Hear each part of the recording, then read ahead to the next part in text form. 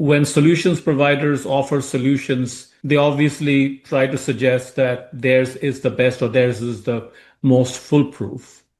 What guidance would you give them when they are trying to identify an appropriate solution for their organization, given what you just said, that there are tons of passwordless authentication systems out there? They might make it user friendly, but not necessarily be a robust defense mechanism. So, if you are trying to achieve both, how do you go about vetting the solutions offered out there?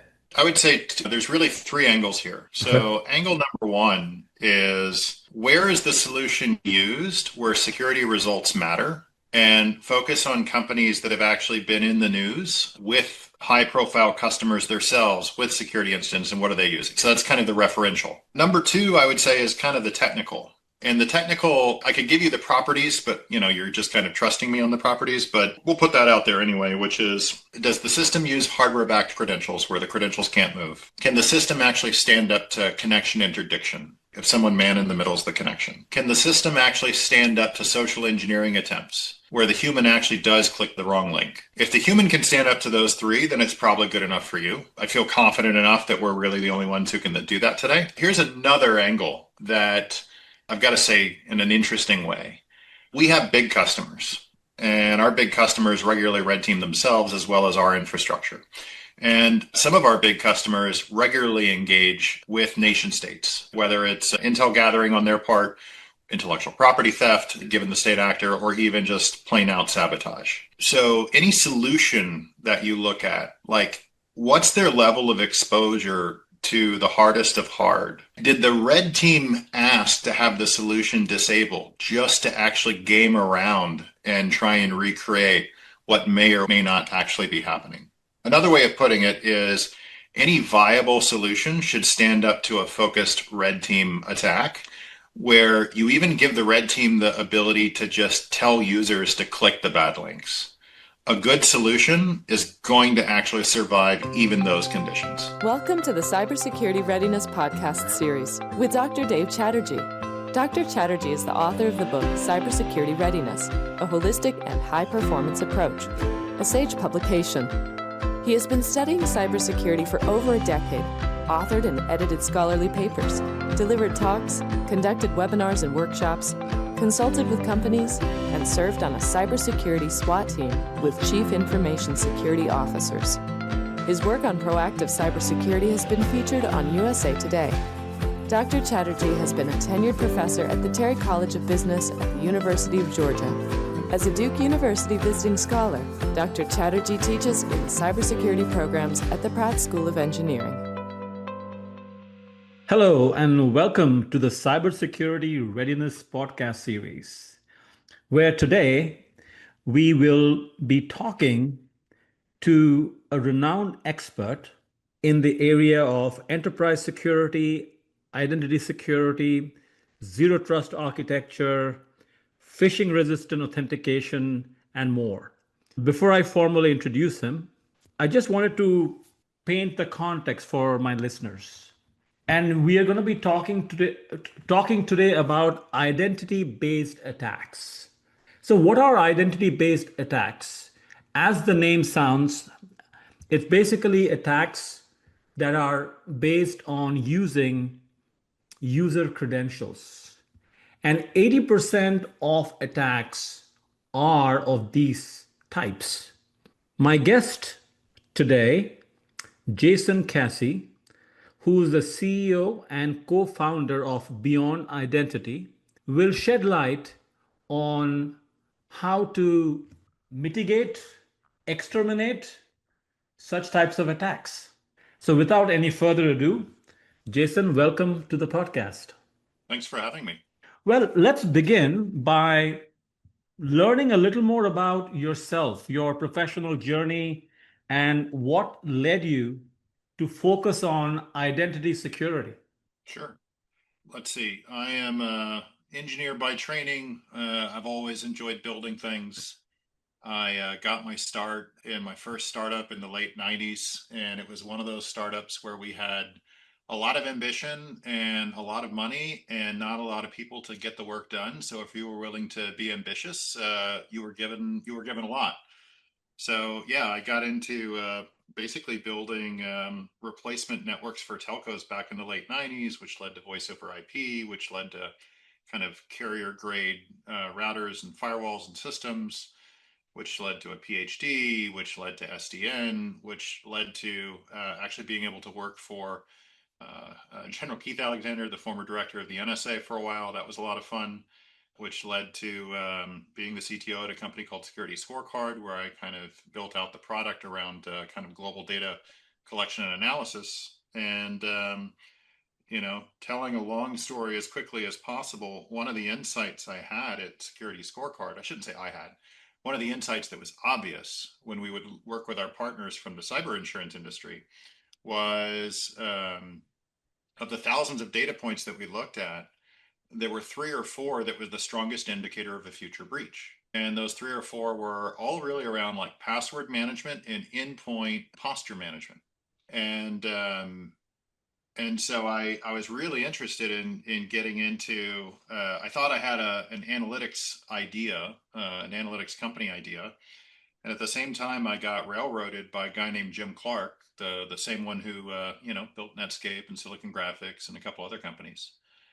And he had built a working prototype with Nelson and Mike and on how to remove the password because he was so annoyed just from the user experience of a password getting in the way of logging into stuff, right? Homes, boats, gym style stuff.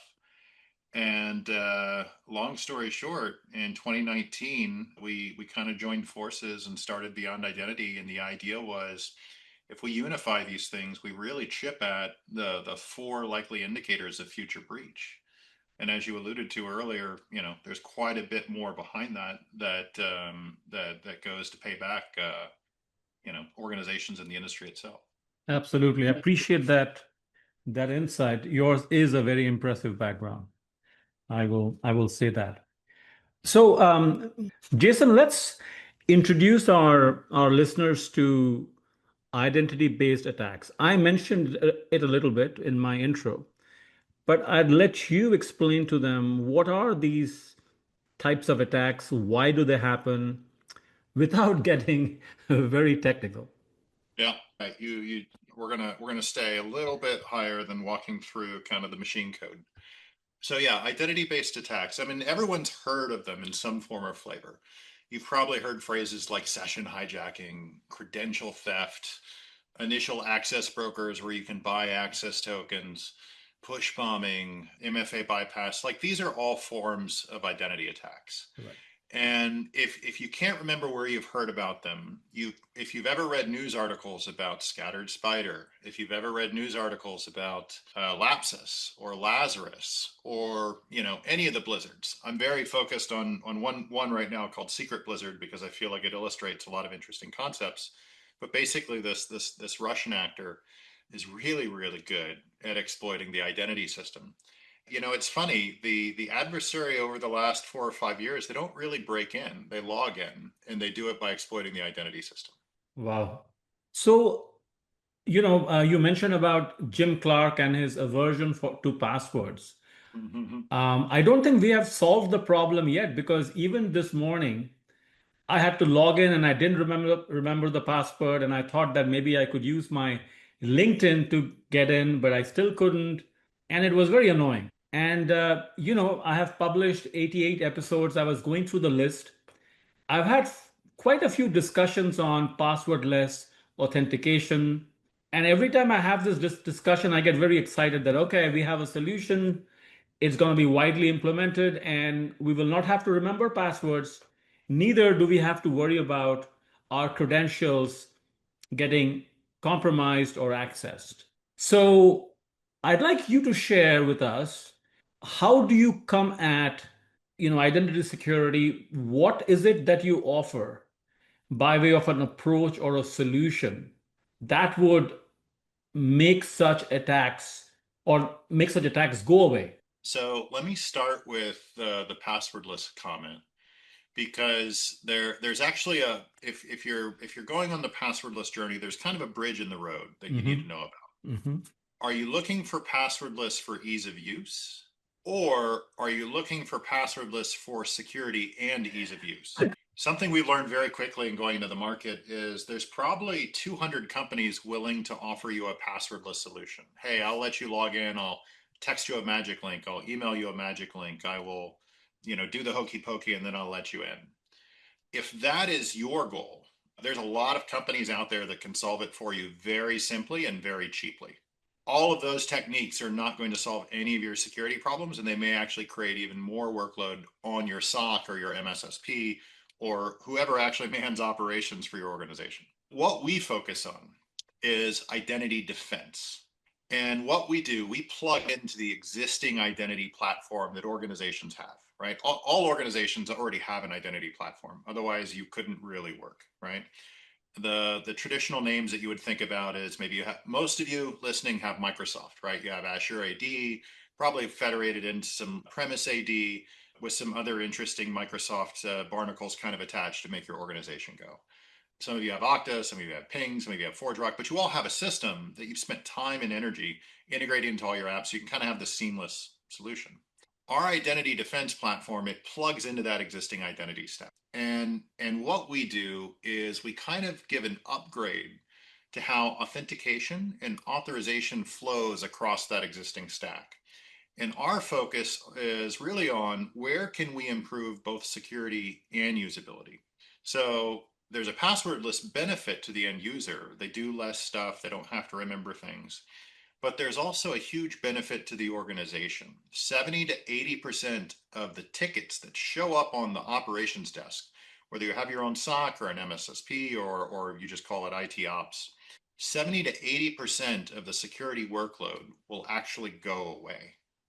And the reason it goes away is because we focus on what are those root cause problems that result in credential theft, that result in session hijacking, that result in that laundry list of things that I mentioned earlier. Yeah.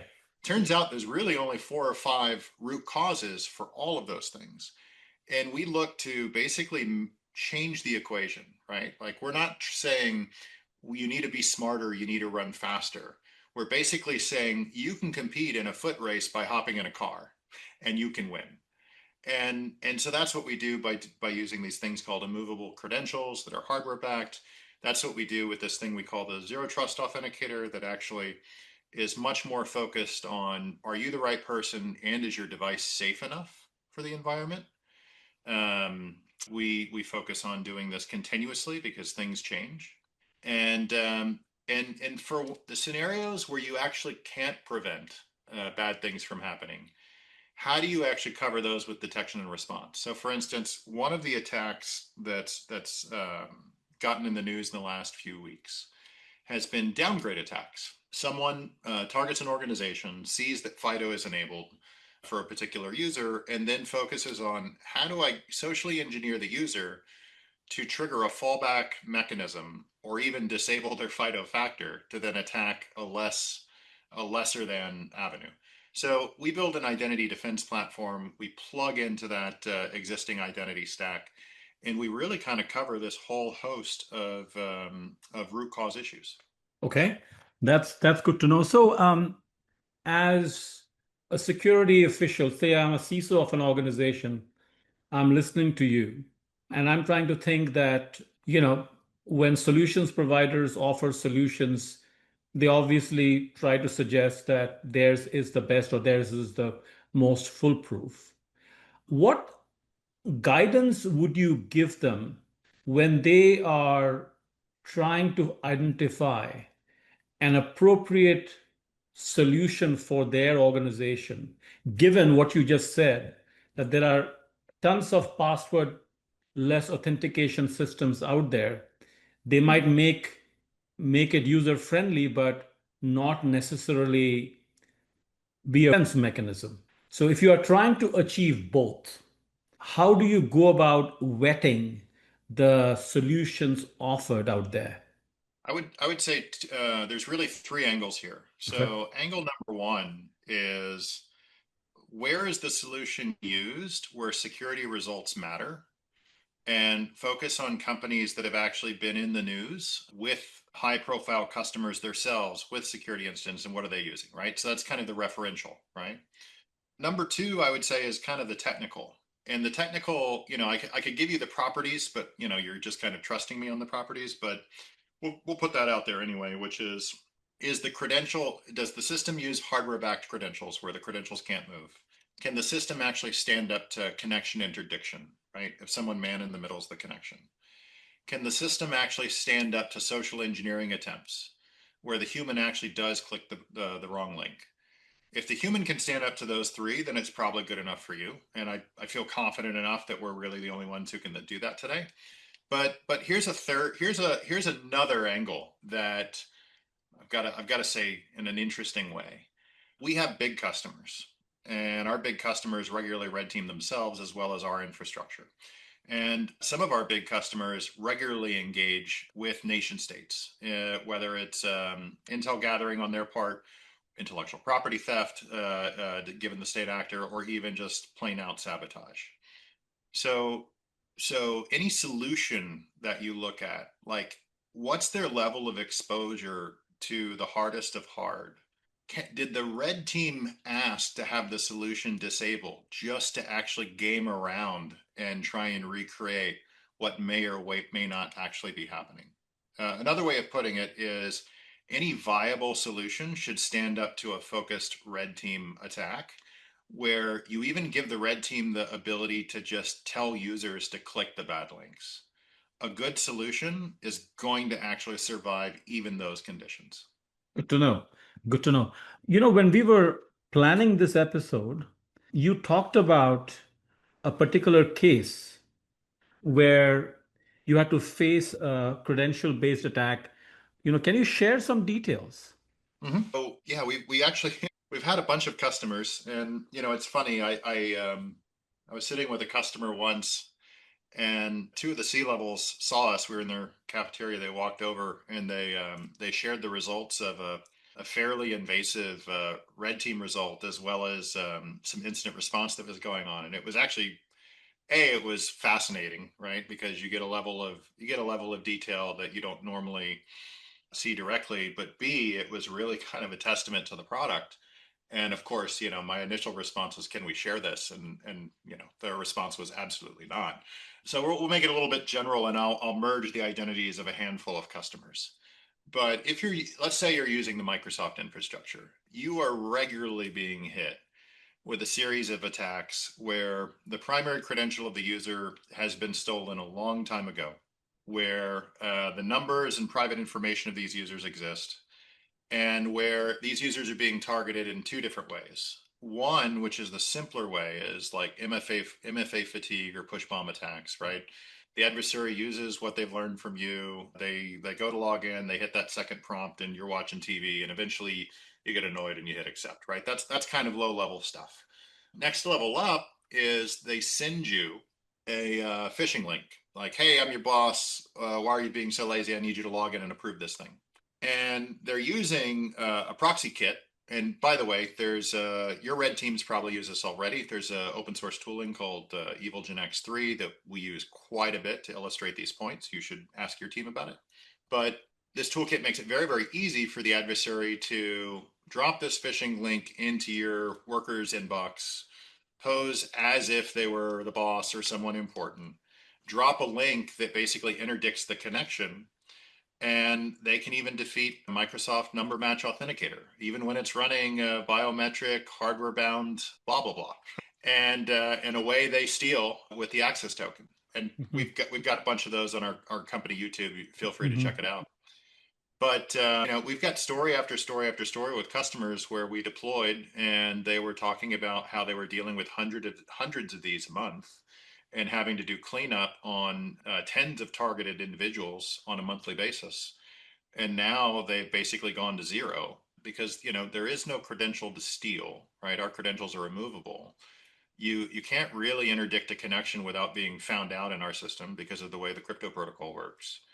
And when you think about not all every security incident turns into a breach, thankfully, right? Because you have a security team that you spend time and money on. You have heads that go and work these incidents, right? Trying to deal with them before they rise to a level of an actual breach. That's work. That's time. That's expense. That's OpEx. That's heads. So the other theme that we've gotten back from a lot of these customers is they've reclaimed time. They've actually been able to move on to new projects. Awesome. Hmm. Awesome. In fact, when you have to convince the leadership about trying a new solution or trying a new technology, the question that often comes up, what's wrong with what we have? Because if there hasn't been an incident, why do you want to change it? Given there are many other projects where the leadership would feel the money is better invested, Yep. because it's always an ROI challenge. So I have seen this from my own experience engaging with companies that they are averse to changing their existing solution, even though it may not be foolproof. Just like you shared, I have a passwordless authentication system in place, but however, it may not be robust enough. So how do I know that? Many organizations may not be doing those red team exercises that you talked about. Mm-hmm. Many organizations may not be doing the different types of pen testing or periodic pen testing, periodic monitoring. Because we are talking about a cross section, large organizations, mid-sized organizations. Yes, the ones which are in the financial sector, probably more on top of things, and a few other regulated sectors. Mm-hmm. And then there are others that will essentially react to an episode. Mm-hmm. There's one thing you mentioned once again while we were discussing the episode, where you talked about your concern or your lack of confidence in training humans. Mm-hmm. Remind me, what was that? Yeah. What were we talking about? So yeah, this is my provocative statements. So our industry is full of we need to train, we need to train, we need to train, we need to train people better. All mistakes are ultimately come back to training issues, and I think that is an overused mantra. And here's why. When I think about the general person who works and has to work with this technology, I'm thinking about my parents. I'm thinking about my brother and my sister who aren't in tech, but they use tech. Who doesn't use tech in their business, right? Everybody logs in to get work done. Right. So imagine these folks and now think about, all right, they really have to always be on their heels to know, hey, is this person who spent probably the last 5 to 10 years of their life training to be the adversary that they are they really going to be able to detect the craftiness of this person when it's a link that's really close, when it's a link that's actually correct because they've just hijacked an existing service, or they've man in the middle the connection and it looks fairly similar, or it's a QR code. Like how do you know the bad QR codes from the good QR codes? No, really, tell me how, right? So that's the state. The state is like we're sending humans, we're sending these people in to go effectively fight the nerds, right? I guess nerds are humans too, but you get my point, right? Like the non-nerds are going to fight the nerds, and now we have the in a world of agentic AI, where the cost for me to look like you takes, I don't know, 30 seconds of anything I can pull off YouTube. To the cost of sounding like you is 6 seconds off your outbound voicemail. Writing like you, very easy, right? Like I can look like you, I can write like you, I can sound like you. How in the world are we going to train anyone against that? And so the metaphor was, it's like we're sending humans to go fight robots. Like that's not a fight that I would want to go into, and that's not a fight I would want to send any of my friends into. And so it kind of begs the question of like, is the system itself fundamentally flawed? Where the answer is, you idiot, why'd you click the link? Right? Whereas the response is the person who clicked the link should say, you idiot, why'd you buy a system that allows this to even percolate? Correct. Correct. I really appreciate that. My work in cybersecurity is on holistic cybersecurity governance. It's often pitched as a human factors based approach. So, as much as I'm a proponent of human involvement, human empowerment, at all levels, starting from leadership right to the people who are doing the work at the action front. But it is also a reality that with the increasing use of AI, we have to find a way of taking the stress away from humans. Because we are constantly, I'm going to use myself as an example. Every morning when I'm checking my email, out of 50 emails, 40 are probably spam, and out of 40, at least 20 are phishing emails. So my mind is constantly working to filter them out. I'm obviously wasting a ton of time, but I'm trusting my knowledge, my filters. I'm not trying to suggest that I'm a major expert, but I feel bad for those who lack the awareness and they are being subjected to these kinds of phishing attacks. Mm-hmm. So, therefore, technology has to do the heavy lifting. And that is precisely why I welcome folks like yourself to come to my podcast and talk about your solutions, not so much to promote a particular solution over the other, but more because I know that we are all clamoring for a real solution that takes the stress out of people so people can work and even think that, okay, even if I have by mistake clicked a phishing link, my organization or I will still be okay. Mm-hmm. Because without getting too personal here, I was recently, or I'm experienced, I recently experienced, I think it was, they're calling it a card testing attack. I'm investigating it further, getting the details, and it's been quite the experience trying to figure out what happened, trying to get the relevant vendor platforms to support me in my investigation, provide me the details. And here I'm an individual Mm-hmm. extrapolating it to organizations, becoming and experiencing these attacks and all that happens after, Mm-hmm. which is massive, whether we are talking about reputation, legal implications, staying in business. So you have to be proactive and you have to do that due diligence to do a deep dive and constantly find out, so what's the attack type that we aren't covered for that we need to consider. Mm-hmm. So I'm coming at it a little bit from the standpoint of having that level of commitment, and this has to come from the C level because the commitment will drive preparedness, and preparedness in turn will drive the discipline of continuous monitoring, continuous testing. Because as a solutions provider, you yourself and your team, you're constantly trying to improve your solution as well to keep up or even be one step ahead than the attackers. So that is the other reality that listeners should recognize, that implementing a solution was helpful, but that doesn't stop you from doing these three things. I call them the three dimensions of holistic cybersecurity governance: commitment, preparedness, and discipline. Because there are so many aspects to security: the technical, the procedural, the people. But we need more technology to take the load off people. Because otherwise, just like Jason said, it's unfair to keep blaming people that you didn't really do your training right, so you fell for this phishing attack. We'll give you a couple of chances. If you don't, then there are greater consequences. I don't think that is the way to go. No, not at all. What has been your experience engaging with organizations? What challenges do they face when they're trying to consider, let's say, your solution?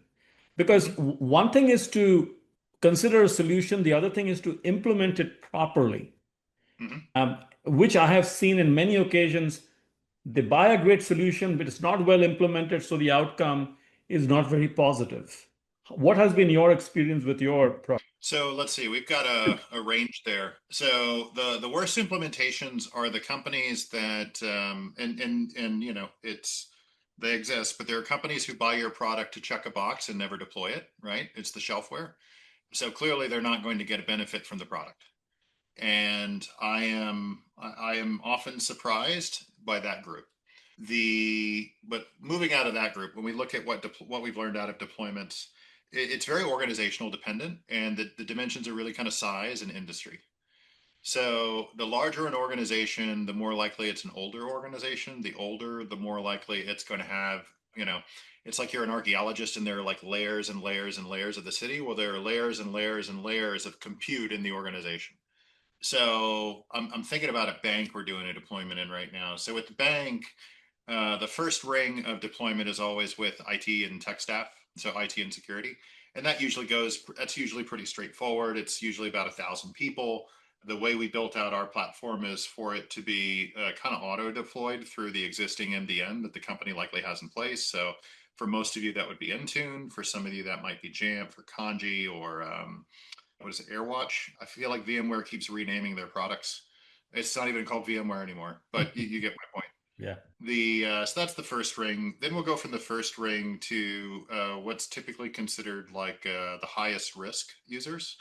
So this would be kind of executives or anyone in the front line of the business that are oftentimes targets. And the reason, so most of it's funny, like a lot of them call it the same thing. They call them these ring deployments. And what they're trying to do is they're trying to learn, no matter what we tell them, there's a difference between like book knowledge and experience. Hmm. So they're trying to kind of get experience in these rings that don't overwhelm them as they do deployments. And then they kind of ring out. And for the general carpeted office worker, deployment's pretty straightforward and it can happen very, very quickly. There are other use cases that we support that show up that are a little bit more involved. So think like kiosk computing. So whether you're on a factory floor or you're a police officer driving a cruiser, your computing environment is going to look a lot like a kiosk. So what I mean by that is you have a different computer every day. You may not actually have a local account on that computer, but you still want to access that computer and the services behind it on the network in a secure and easy, right? So Yeah. secure and easy Easy.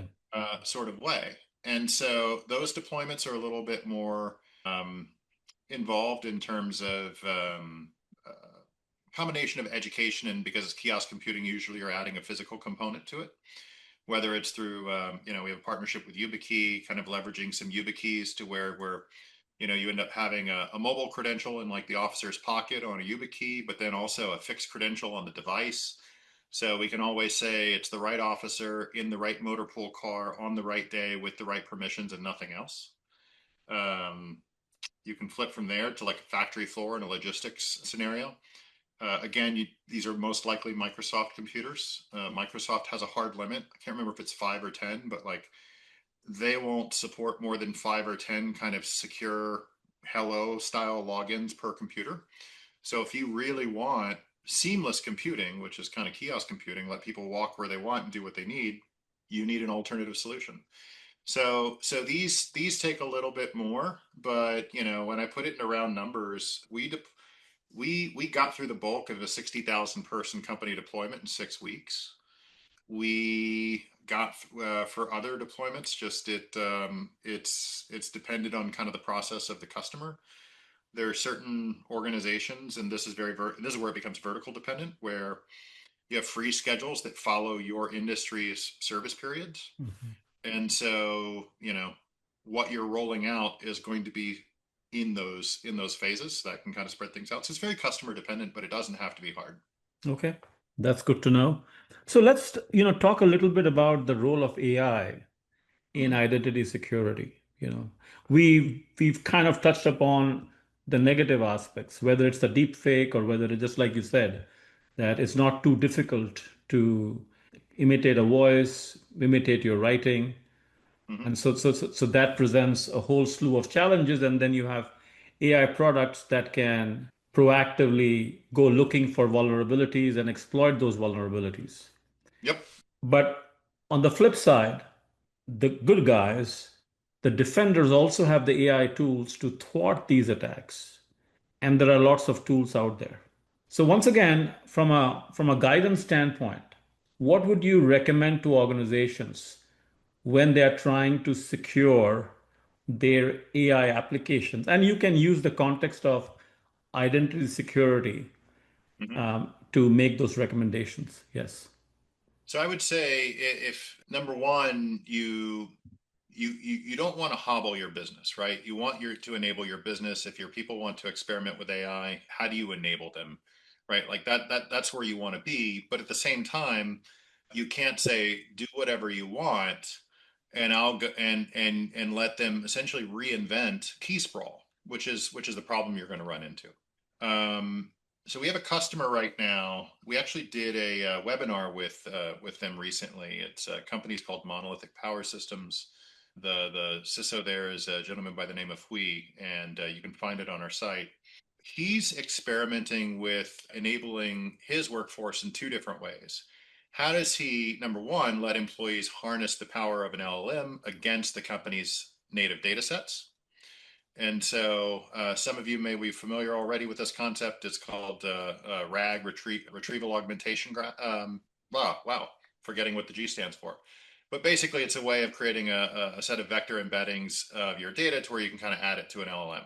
The typical exploit that shows up here is your crafty intern gets the LLM to cough up the CEO's email contents, right? And so he was experimenting with our product and some of the things that we've been working on around like how do we ensure fine-grained permissioning from an identity defense system to where the LLM is never even fed RAG data that's not of the permissioned current user. But more interesting than that is when you think about agents, right? Yep. So an agent is an interesting idea. It's kind of like a firefly. It's born, it does something interesting, and then it dies, right? So if the agent lifecycle is really fast, right? I log into an agent server. Me as a user, I authorize the agent to do something on my behalf. It uses through some orchestrated workflow and an LLM and all sorts of ragified data as well as services. It does something interesting, and then it dies. How do I always know, as the governing body, what user authorized what agent, running what model, on what device, with what security controls, with what permissions, in what geography, for how long? Even when the agent is destroyed, how do I always answer all of those questions in a tamper-proof way? And I would argue, whether it's us or someone else, any identity defense-based platform needs to solve that problem for you simply, right? The other thing that I would say on the AI side, it's a little bit perpendicular to the question, but it's around AI defense. If the adversary is coming at you where an AI is now in their toolkit to basically be a better mimic, right? How do you handle that? And this is again where I would argue, whether it's us or someone else, any acceptable identity defense platform is going to be able to handle that. And I would challenge it to handle it in a very specific way. So I'm sure you've all seen these companies that have come out of the woodwork recently to go detect AI as usage, right? We think that's a bad idea. We think that's going to waste your money and time and not pan out. And we think it for two reasons. One is technical, which is detectors are really useful to train the next generation of generator. So if they work, right? And I'm saying if they work, you're in an arms race and you're constantly having to swap these things out. My second argument is almost from a usability perspective. If you really believe AI is around the corner and is going to 100 or 1000x what everyone is doing, then you've already anticipated that most of your users are joining this Zoom with artificial faces, speaking languages they don't actually speak, having expert editors making their writing flawless. So what good is your detector even going to do in that environment, right? If you think AI is really around the corner and it's going to proliferate in that way, then you've already accepted that it's going to proliferate in Zoom, in Teams, in Outlook, in all of this form of communication. And therefore, a detector is just going to always say yes. So why not work on a better solution now or ask a better question? And the better question is, who authorized this? On what device, with what workload, with what security controls, in what geo, with what permissions, and for how long? In a tamper-proof way, right? Like you don't know if this is really an image of Jasson right now, but you do know, and this is a whole nother conversation, but because of something we call reality check, this is coming from Jasson's machine. Jasson's biometric and possession factor were used in the authorization of this session. the security controls on the machine this is coming from actually fit beyond identity's current posture requirements for an active employee, and along with some other information that pops out. Anyway, sorry, that was a long response. No, that's fine. Your knowledge is oozing out, and I want more of that. That's fantastic. Well, unfortunately, we are coming to the end of our episode. I wish we could go on. So as we start wrapping up, let me share with listeners some of my takeaways listening to Jasson share his expertise. And Jasson, you can add to that list.